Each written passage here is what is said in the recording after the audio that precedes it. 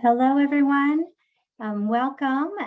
We're doing our session today with Andrew Safer on mindfulness.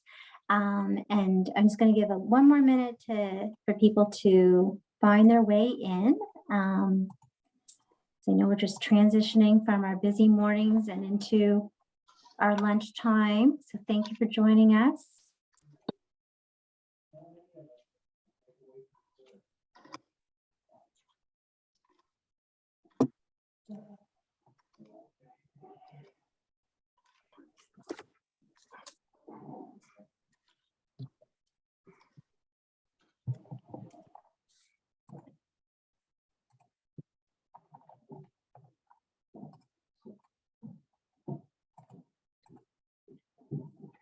Just give one more minute so to get ourselves settled, see if there's anyone else that will be joining us.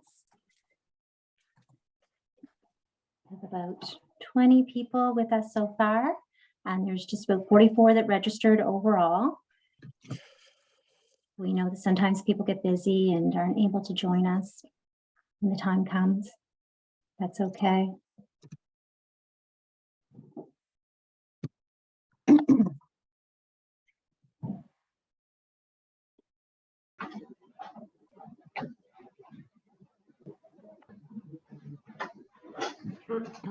All right.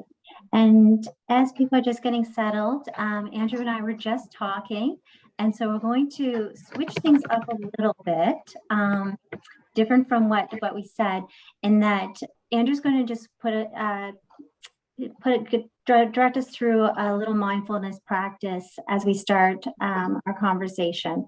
So I'm sure many of you had very busy mornings, and some people are probably still feeling that weight of what's been happening this morning. And before we start our conversation with Andrew, he is going to just help us experience a little bit of mindfulness. I know for many of us it's new in the room. And so what I'm going to do at this point is I'm just going to stop recording, Andrew, I think, right? Okay, yeah. I think that would be appropriate. So we're going to pause recording for a sec. All right, thank you, Andrew. So I know some people will be watching this later on, those that weren't able to join us at this moment. And so Andrew just took us through a mindfulness exercise. So we thank you for that, Andrew. Welcome. And help ground us a little bit before this conversation. What I'm going to do now is just share my screen here to kind of get us orientated to our conversation here. Let's see here, slideshow, and just to bring us to the same place here. So thank you for coming today. We're coming to you from Roots of Hope, which is a community suicide prevention initiative. And I had heard Andrew speak a few months ago now on CBC about his program, Suicide Prevention Through Mindfulness, and wanted to engage him in this conversation as we see community suicide prevention in a holistic way and understand that it's not just through medical interventions that we need to help support our communities to prevent suicide. I want to start off with a land acknowledgement here. That I am situated in Mi'kma'ki, and I think many of us here today are the unceded and ancestral territory of the Mi'kmaq people. Unceded means that the Mi'kmaq have never relinquished, sold, traded, or transferred ownership of their land to the European settler colonies. Yet land was taken over without their consent through various processes of settler colonialism. This territory is covered by the treaties of peace and friendship, which the Mi'kmaq and Walastik people first signed to the British with the British Crown in 1726. These treaties did not involve the surrender of the rights of the land and resources they have traditionally used and occupied. We are all treaty people. And I'd like to further acknowledge that the Nova Scotia is the birthplace of Black culture and heritage in Canada. People of African descent have shared these lands for over 400 years, and over 50 strong and resourceful African Nova Scotian communities exist here today. And I am committed to the struggle against systems of oppression that have resulted in profound inequities and the denial of self-determination rights. I am working actively to deepen our learnings at an individual level, providing learning opportunities about anti-racism and decolonization, and to develop partnerships with organizations serving and led by underrepresented groups. So thank you for that. So just in this conversation today, our intention is not necessarily to talk about our own personal stories around suicide. However, we will be talking about this in the context of suicide prevention. So I want to ensure that everyone takes good care of themselves. Do what you need to do to help make sure that we stay calm and rested. So by all means, take breaks as you need them. These are the lines that we can call if we do need to, that we feel that we're in crisis and we need to support. And so I offer those to you. I'll also be staying on after this conversation. If anybody needs to talk or debrief afterwards, then I'll be here once we say goodbye to Andrew. For those, many of you are familiar with Roots of Hope, but just to give a little context of what the Roots of Hope is, it's part of the Mental Health Commission of Canada's work with 20 communities involved in this work. And we focus in 5 different areas. One, understanding specialized supports, so programs and services being offered in the community, training and networks, public awareness campaigns, means restrictions, and finally, research. And it's under these 5 pillars that we work to build supports and build capacity for communities to address suicide and help support those that are contemplating, as well as those who are grieving from loss from suicide. So it's that final pillar that brings us here today, in a sense, as we understand what research and evaluation looks like in suicide prevention work, and especially from a community focus.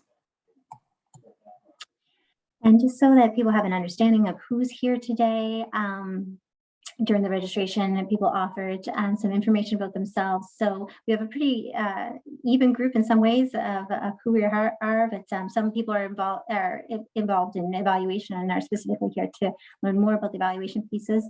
Some of us are mindful practitioners, and others have lived experience.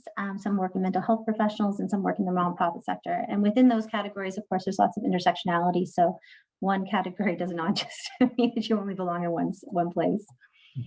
And just as far as who's also in the room or where we live, again, a pretty good distribution from across the province, with a few people that joining us from outside of Nova Scotia as well. As you know, these kind of messages and how we can help prevent suicide in our communities is helpful for everybody.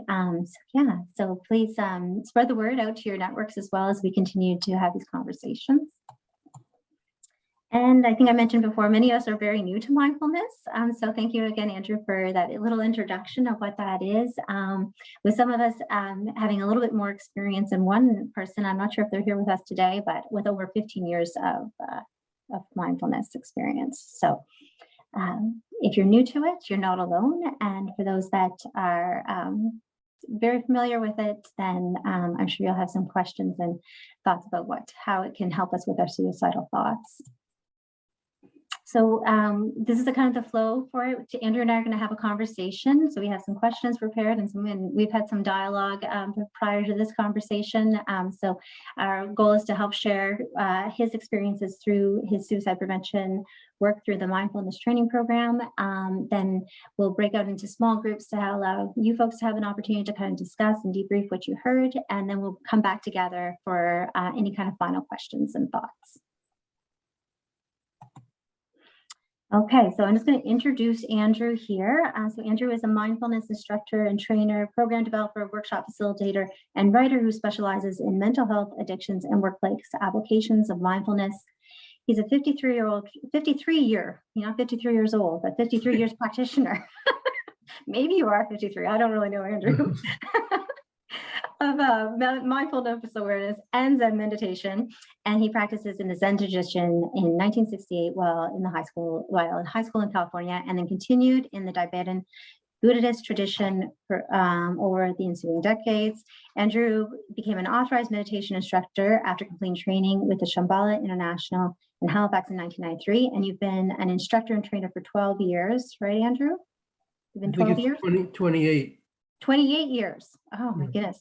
My notes are incorrect. 28 years. So he has delivered mindfulness workshops, presentations, and training to a wide range of organizations, including Addictions Treatment Services Association, Canadian Breast Cancer Foundation in Newfoundland, Canadian Mental Health Association in Newfoundland, Desjardins, Financial Security Life Assurance Companies, and Eastern Health, just to name a few. So we wanted to make sure that what Andrew is an expert at is mindfulness, and evaluation is something that he's done. So he comes in not as an evaluation expert, as many of us are not evaluation experts, working in community work, doing amazing work in community, and wondering how we go about demonstrating that impact. And so we're going to learn from Andrew his journey around developing his program and evaluating it in that. Sound good, Andrew? Sounds good. Okay, excellent. Thanks, Shanna. All right, so I think the next slide that I have, Andrew, is some of the results for your program. So you're going to let me know when you want me to share that. Would that work? Tell me what it is again. It's this one. Oh yeah, no, that'll be later on. Okay, so I'm going to stop sharing right now, and we'll go into our conversation around it. So I think we said that we would start off by you just telling us a little bit about the Suicide Prevention Mindfulness Training Program and what that all entailed.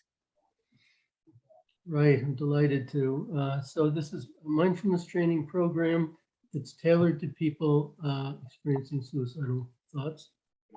The word mindfulness we can define the type of training that develops attention, awareness, non-judgment, and kindness.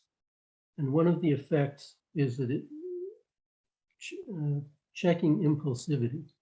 So becoming less impulsive is one of the effects. The participants are people who you would meet on the street and from all walks of life. I think the large majority of them were employed, ranging from handicrafts to an IT specialist. The ages range from 21 to 75. There were 13 females and 4 males. Most came by way of referrals. There were 3 psychiatrists who referred clients. There was a psychologist with the counseling center. There was a counselor, other healthcare professionals. There was a support group for people with PTSD, referred someone, family, social media, and bulletin board, just seeing the poster up.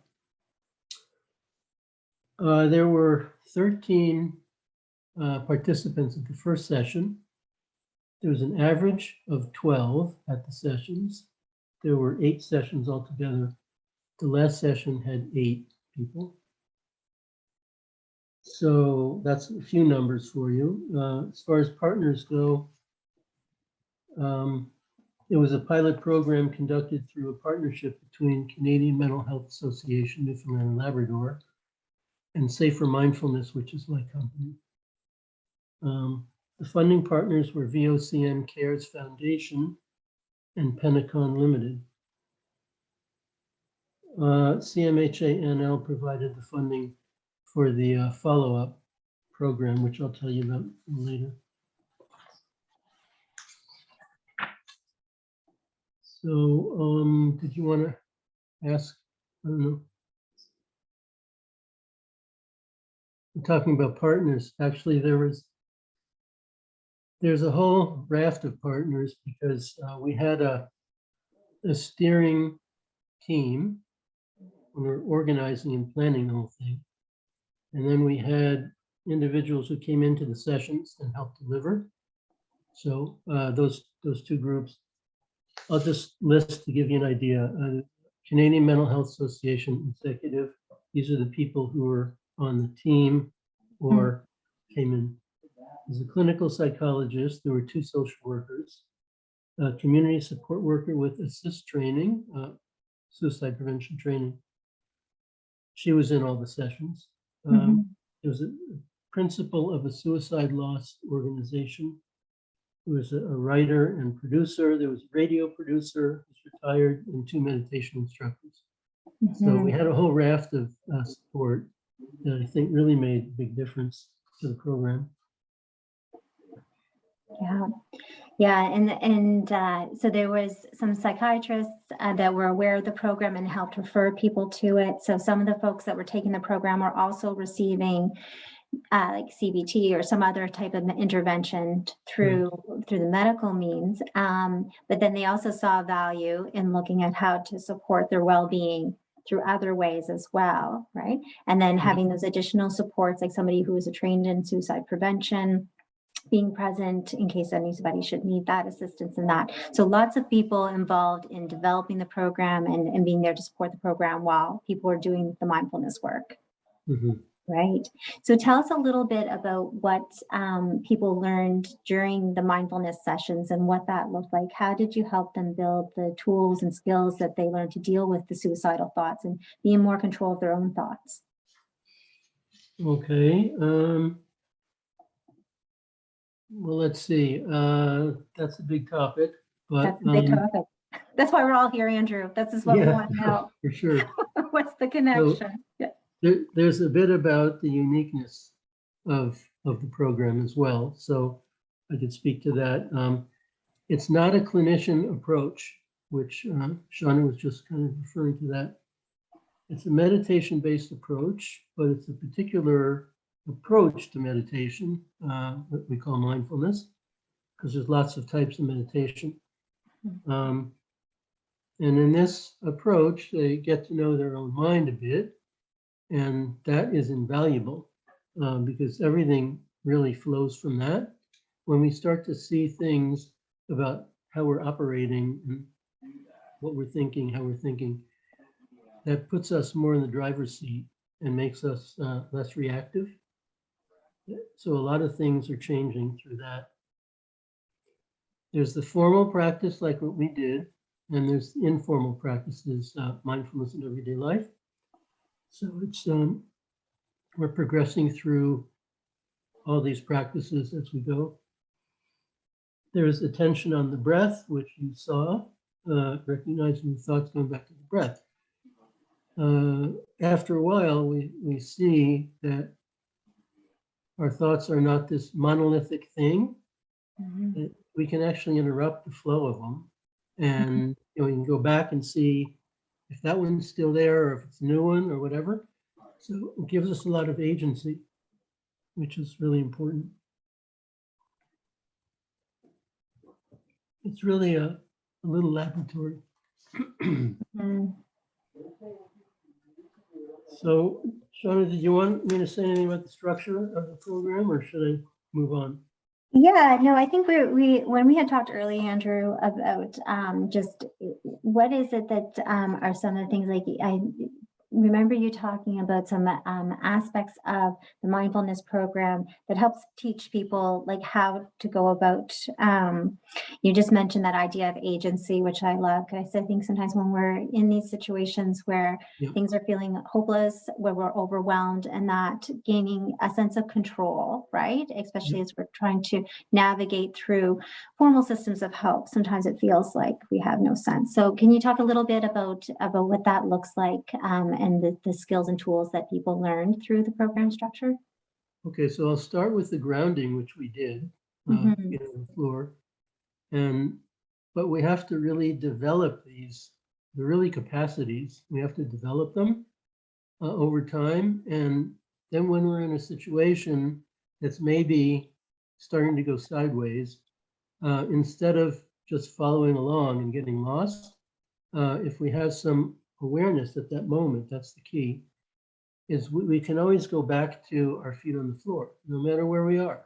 And so grounding is hugely important, because when we keep our connection to this world, this physical world, there's a lot of things that would otherwise be bothering us that are not going to get much traction. Right? Yeah, as we become used to going along with the breath and then going back to it and so forth, it's really giving us an orientation outside our thinking mind. Like the breath is not part of our thinking mind. So, beforehand, maybe we always felt sort of trapped, but this is giving us, it's a very valuable tool that we have to develop that, I'm going to say loyalty to the breath. That's very important. Pausing is very important. So I mentioned about checking impulsivity. And I think we all know what it's like to be impulsive and to maybe make a rash decision that we regret or whatever. So there's a practice, which is an everyday life practice that we do. And that can help disengage from the situation, just even momentarily. And we can take a little break, and then we can go back to it with more of a fresh perspective. So these are some of the key tools, but the everyday life practices are wonderful, because if you're obsessing about something while you're walking up the stairs, and you remember to be mindful about your walking and where your feet are, that's excellent.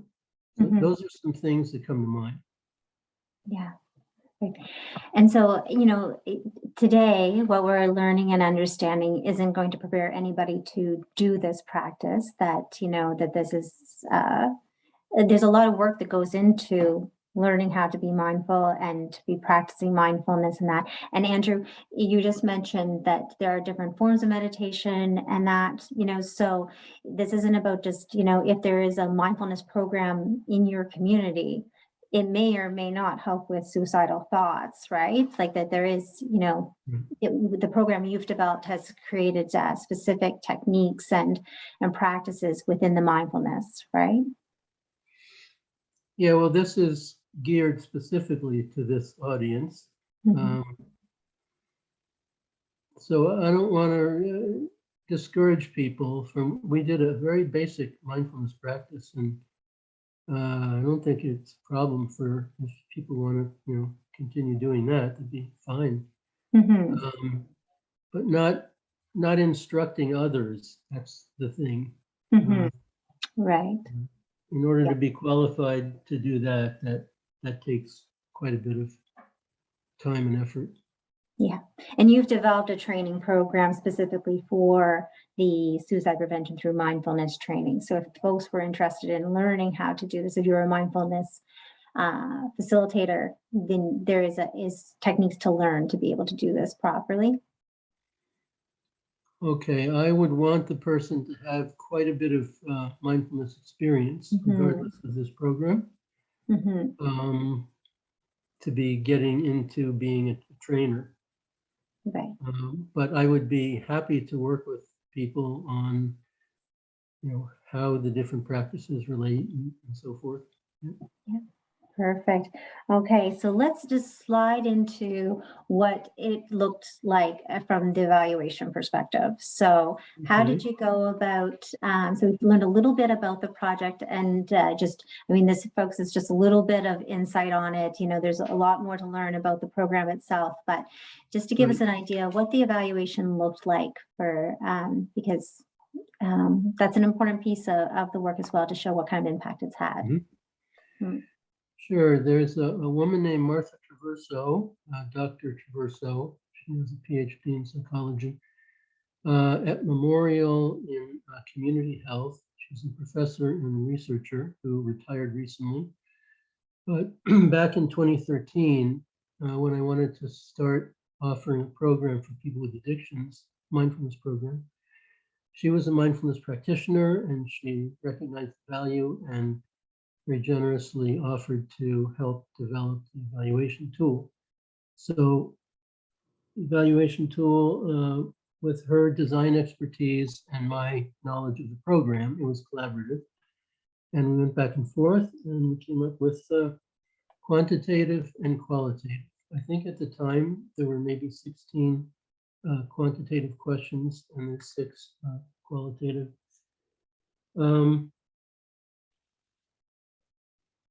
So, yeah, and then I'm going to mention one other point, because we're able to talk about the intensity of suicidal thoughts for the participants, which never would have occurred to me. But Kurt Hillier, who's a clinical psychologist on our team, suggested it, and it's been invaluable to have that. So, yeah, we're able to quote the rating that the participants gave on the intensity of their suicidal thoughts. Dr. Cara Arnold, professor of organizational behavior at Memorial, was also very generous in her support of the project. So she did what I call the number crunch, and I'm sure there's a more elegant word for that, and the analysis of the data, particularly the quantitative evaluation questions. So those are now, Shauna, are you going to be posting You want to the share that slide? URLs? Yeah. Okay. So I want to point out that the evaluation report. Okay, no, I was talking about the URLs that I emailed you. Oh, okay. Here, yeah. Was it? Sorry. Let me just get the chat Okay. up. Okay, let's see. Okay, you keep going. Keep talking Okay, there while I yep. can find that. I'll get those links. Okay, so I want to make sure you know that on my website, on the Safer Mindfulness website, we have the full evaluation report, which is 9 pages, and we have a short version, which is 2 pages. Are both posted there, and you can go there anytime and check them out. So let's see. Okay, so we're talking about, yeah. Okay, I think we're good. Do you have another question about the evaluations, or? Yeah, so you used a qualitative and quantitative piece there, but with your quantitative, there was, did you say 12? You start at the end of the program, there's 8 participants left. So the numbers reduced down, right? Right, yeah. So, but you also had, from a quantitative perspective, it's a small sample of people, Right. but you also had the qualitative information. So these were the questions that you asked folks about their experience there. And so Right. how did that help you get some insight of the impact your program might have had on folks? Yeah, with the quantitative, we compared the evaluation that they completed in the first session to the one at the end, which is the 8th session. And we saw the difference and, calculated the percentage differences.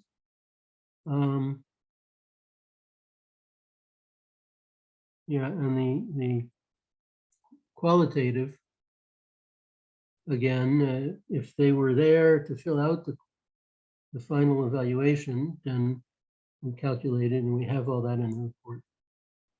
Yeah, perfect. So I think that that's an important takeaway from your work, Andrew, is that when you're dealing with a small sample size, right? If you rely only on the quantitative data, then that can be challenging because you might not really have a good understanding of what people experience. So having the 2 methods, the qualitative piece where you're interviewing folks and asking about their experiences, plus the quantitative data where it's like the survey, and then there's numbers that just attached to your answers and that sort of thing, gives you different types of information, but leaning only on one or the other can be challenging when it's just a small sample there. And with the quantitative data, because you're offering this program again, then you can then combine some of that data together as well. So as your numbers increase over the years, then you can combine the numbers of people to get larger sample size.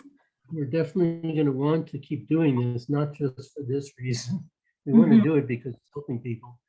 But in order for it to be taken seriously, I think it's got to be more than 8 people represented, right? Yeah, exactly. Yeah, and so that kind of leans into the final question we have for today, although I'm sure there's lots of questions people are thinking about, is what impact has it had to do the evaluation? So has that helped you be able to communicate the impact for others, talk to potential funders and that sort of thing? What have you found has been the value of doing the evaluation? Okay, maybe we should show that slide now. Oh, yes. See that? Yes, thank you. Take a look at a few examples of the results. Good idea. Okay. Yes. We'll get to that. Yeah. Okay, so we had 8 1.5-hour weekly sessions. Okay, so one of the questions was, the voice in my head can make me feel anxious. I don't know how to, I'm going to move this how to pause or interrupt the pattern. Voice in my head can make me feel anxious. I don't know how to pause or interrupt the pattern. It's 133% improvement on that one. Mm-hmm. I've never seen that high a number.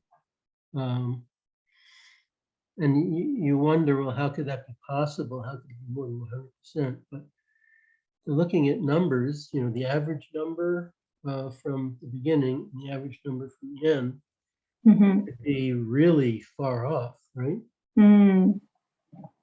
But that does say something about the relevance of mindfulness practice in terms of that voice in the head, you know. The next one, I feel like I'm alone in the world, 64.7% improvement. Because we know being alone and loneliness that's quite a risk factor, right? Yeah, for sure. Yeah. When I start thinking of something that concerns me, I can't get it out of my mind, being plagued by a thought. 58.3% improvement. And this last one, I have to keep moving this thing on the screen in order to see it. Right. The intensity of suicidal thoughts, there was only a 4.3% difference between the end of the follow-up group, which was 4 sessions every 2 weeks, Mm-hmm. end of that, and the end of the ones completing the program. Mm-hmm.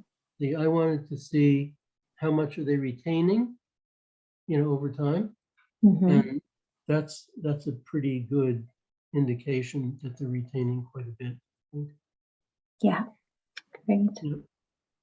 The other thing I'll mention that's not there on the screen, the rating of how much the program helped the participants deal with suicidal thoughts. It's according to the participants. How much did it help you?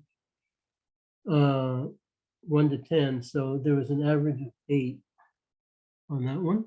Mm-hmm. 1 Mm-hmm. to 10. Okay, excellent.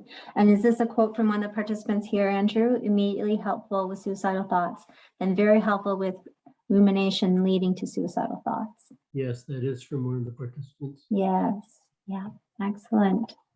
So am we okay to stop sharing now, Andrew? Yep. Yeah. Perfect. Okay. Excellent. So so I think when we're doing community work, we often feel like we're making a difference. We feel like we're making an impact from people. We get that feedback from people that are with us, and you know, we can see their reactions to a program and that. But doing this evaluation kind of helps solidify, you know, some understanding of that. So when you're trying to communicate that to others who are not in that immediate space with you, experiencing that, like I think that it would be the dream of every maybe of every community person who's working in these spaces. Like if only they could come and see what the impact is and how it's happening for folks, but that's not how it is, and we can all recognize that. But being able to take those experiences and then being able to communicate them in a way that will resonate with funders or even other people who may be interested in participating in the program to provide that evidence that it can make a difference for some. Mm-hmm. Yeah, excellent. So now, did you want me to say something about the impact of the evaluation? Sure. Okay. Tell us about that. So as you can see, just looking at data, you know, it's convincing in a way that I can't be convincing, and it's neutral. Without data, I don't think funding proposals would go that far, at least what we're trying to do. I think our results are pretty strong. So I'm hoping that it's going to be successful at some point. We can do another program. Right now, there are 2 proposals that are pending. And as far as advocating for government through funding proposals, yeah, our advocacy has been mainly, okay, here's our proposal, and it's also making them aware, obviously, of what we're doing. but I can see that the data could be used in a broader context for advocacy, for sure. Mhm. Excellent, excellent. Thank you, Andrew, for that. So I'm going to share my screen again and show you some breakout questions that we have. Let's see here. Oh, yes, we wanted to mention this. I wanted to mention this before we left, just in case there's a few people that need to go before the end of the hour. So this is your book, Andrew. Yep. Very exciting. Congratulations. Thank you. It came out in 2018. I mean, but we've been living through pandemic, so that seems just like yesterday that came out, right? Good. We use this book in the program, suicide prevention program. Yeah. All my programs, we're using it now. I've got an anxiety and stress program going right now, and we're using the book. So I can ask them to read a particular chapter, that's going to be relevant for what we're talking about. Yeah, perfect. Yeah, so if anyone's interested in learning more about the program itself or what the foundations of the program are, this would be a good resource. And this is another one that you've recommended. And when I just Googled on Amazon and to find it, right, there are many, many books on mindfulness and CBT and all kinds of things, right? So this is one you recommend. Yeah. And can you tell us why you feel this one is a good one? Yeah, I'll just say something about this mindfulness-based cognitive therapy with people at risk of suicide. Mark Williams is a genius. He's world-renowned for doing work, particularly working with people with depression. He wrote a wonderful book on that. And he's a clinician, so he's doing a whole other approach.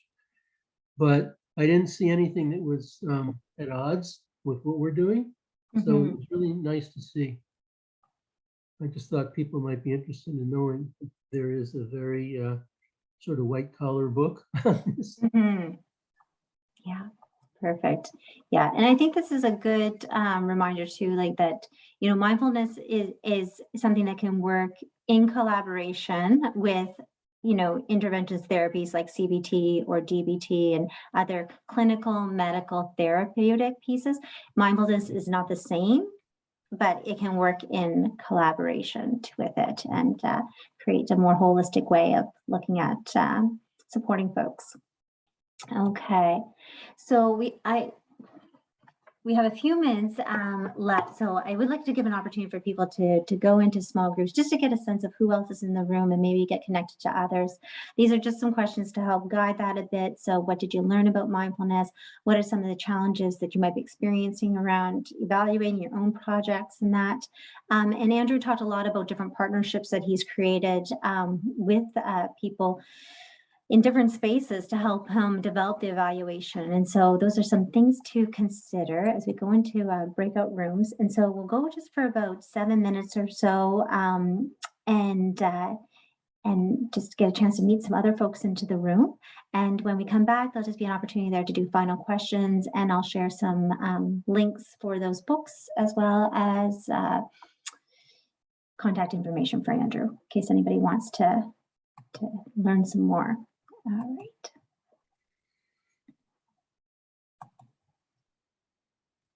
Okay. So we just have a few minutes here. Okay, open. Okay. Oops. Just hold on one sec. Hold here. Close all rooms. I think I did that wrong. Let me try that again. Okay, here we go.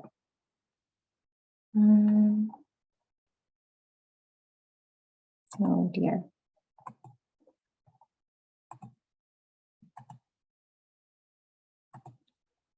I put you all into one breakout room. So this is what I'm going to do in my messiness, is I'm going to just open up the conversation for the last 5 minutes here to see if anybody has any questions for Andrew that they would like to ask rather than going out to breakout rooms, because does anyone have any questions for Andrew?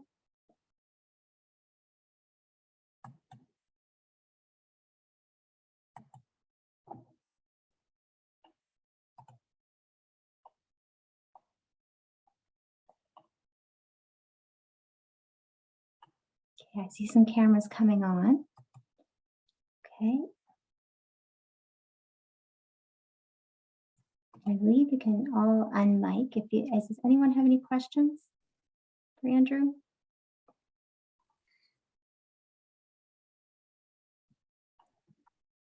So in the small group, what were our questions we were to discuss?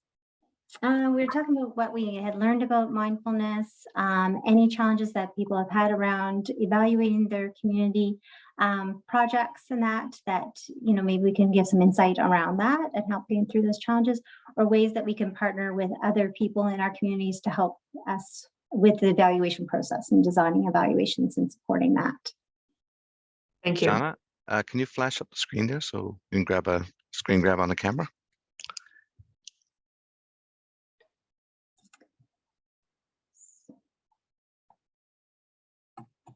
You want to do Just a screen grab of the questions. Like I can okay, capture on the sure. camera, so when we go off, we don't see the questions. Right. Hello? Yeah, they were wondering. Okay, here. So these are the questions we have here. All right. Okay, perfect. I have it. Okay. Sorry about Thank that. you. Thank you very much. You've got me in a moment of flurry. So let me try doing those breakout rooms again here. Recreate those. So here. Okay. Great. Okay. And I'm going to open all rooms here.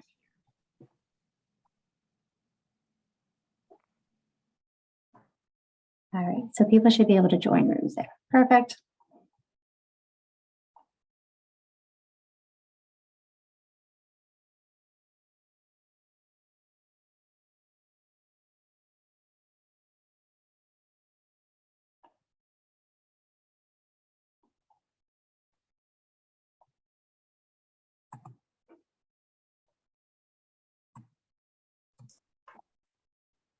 So just wanted to end off by people to say thank you to everybody. I'll put on that slide again there with the contact information there.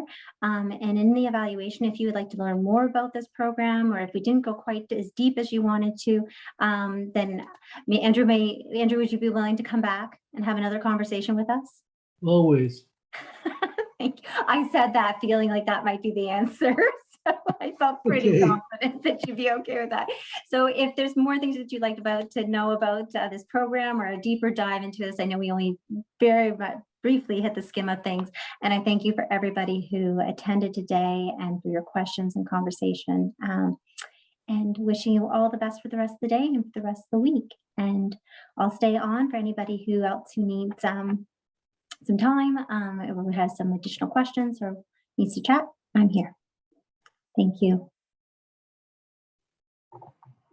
And thank you. I'll just quickly say I'm always interested in looking at partnerships with organizations to move this work forward.